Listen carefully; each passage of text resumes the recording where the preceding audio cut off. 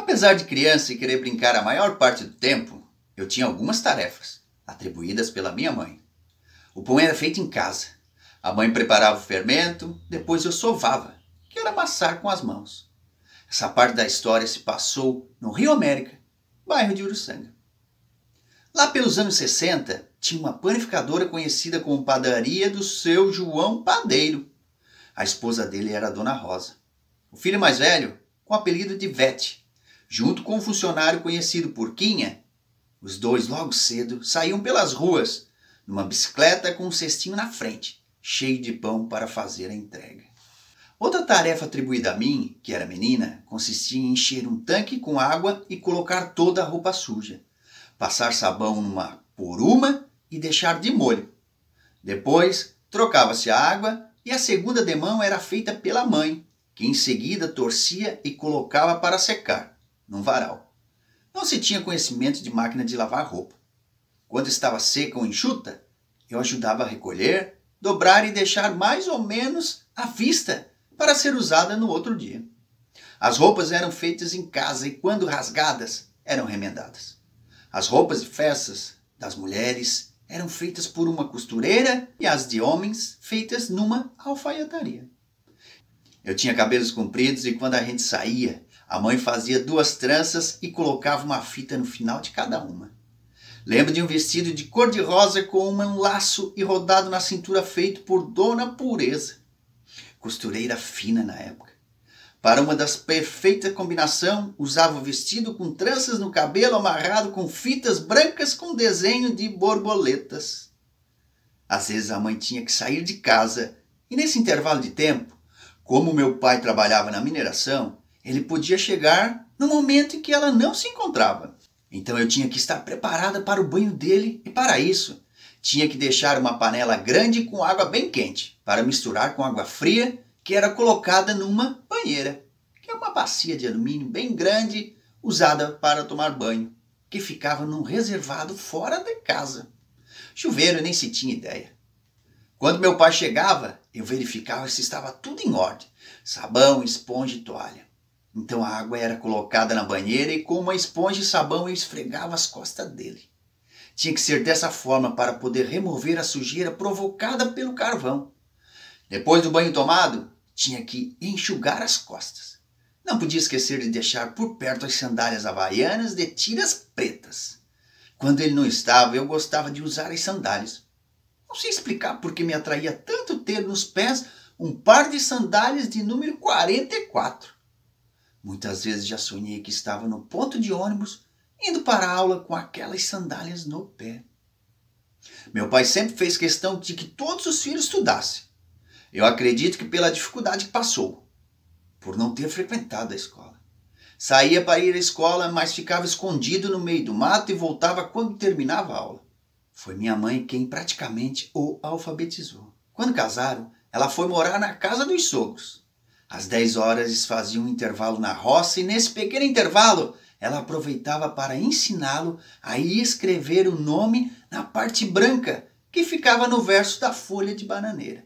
Mais tarde, ele treinou numa folha de papel, caracterizando assim a assinatura dele. Apesar de pouco alfabetizado, meu pai foi um homem inteligente, bom caráter, trabalhador e honesto. Era muito presente nas questões relacionadas aos mineiros. Tomava partido nas eleições junto com o Sindicato dos Mineiros. Ele usava muito uma frase: quanto mais estuda, mais burro fica. Eu achava estranho e não entendia como a gente não tinha muito diálogo, ficava por isso mesmo. Hoje entendo perfeitamente o que ele quis dizer. Como a maldade sempre existiu, a maioria dos golpes políticos e financeiros geralmente são praticados por pessoas que têm o conhecimento de verdade. Então, ao invés de serem usados para o bem comum, são usados em benefícios próprios. Graças a Deus pude dar continuidade aos meus estudos. Na 5ª série do primário, nós tínhamos uma aula semanal de artes aplicadas.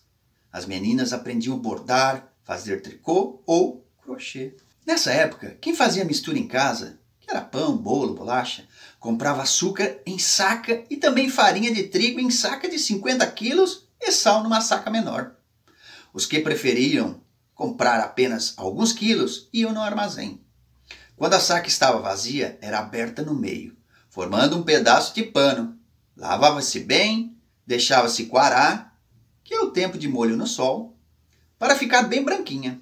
Depois, usava-se o tecido como toalha de banho, de rosto e até de enxugar louça. O pano, tecido de saca, era feito de algodão. Eu levei um pedaço do tecido na escola para aprender a bordar. Na aula de artes, um aluno passando pelas meninas fez uma brincadeira de mau gosto dizendo: "O pano dela é de saco." Passei vergonha perante elas, pois desconhecia a importância do tecido, cuja confecção na verdade era de algodão. Da quinta série em América, segui cursando ginásio científico em Uruçanga, no Colégio Rainha do Mundo, que era particular, administrado pelas freiras Irmãs Beneditinas, da Ordem de São Bento. Eu era tão infantil que não sabia distinguir escola pública de particular. Só sei que frequentei o colégio porque meu pai foi da mineração e sócio do Sindicato dos Mineiros. Esse sindicato proporcionava aos filhos dos mineiros uma bolsa para os interessados em estudar. Eu consegui concluir o ginásio e o científico com dinheiro da bolsa. Eu era muito retraída e cheia de vergonha. Tinha a impressão de que os colegas eram todos filhos de pais ricos, que moravam em casas de luxo feitas de alvenaria, enquanto as do bairro onde eu morava eram feitas de madeira. Eu não gostava que eles fossem me visitar, pois nosso almoço era polenta ao meio-dia e minestra, e a sopa de feijão com arroz durante a noite. Hoje valorizo a comida italiana. Nem banheiros tínhamos dentro de casa. Todo o colégio de freiras sempre foi bem elogiado pela ordem e disciplina. Era orgulho para os pais poderem colocar os filhos num colégio de freiras.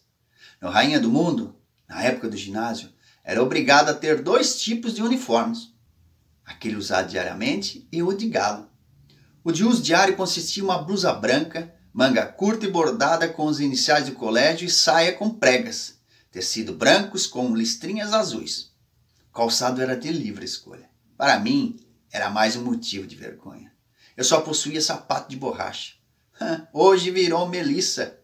O traje de gala era usado no desfile de 7 de setembro e na festa dedicada a São Bento, Ordem das Irmãs Beneditinas. Composto de blusa branca, manga longa, tecido de vesnil e com abotoaduras. A saia era de cor verde azeitona, com pregas, luvas brancas, sapatos pretos e meias 3/4 também brancas. O comprimento da saia era obrigatório a ser 2 centímetros acima do joelho e medidos com uma régua. O desfile de 7 de setembro era impecável, parecia o batalhão da polícia. O que elas preservavam era a aparência do traje e o alinhamento. Quando terminava as aulas, as meninas deixavam o colégio e aproveitavam para dobrar os cós e a parte de cima da saia, para diminuir um pouco o comprimento. A formatura da turma do ginásio foi em 1971.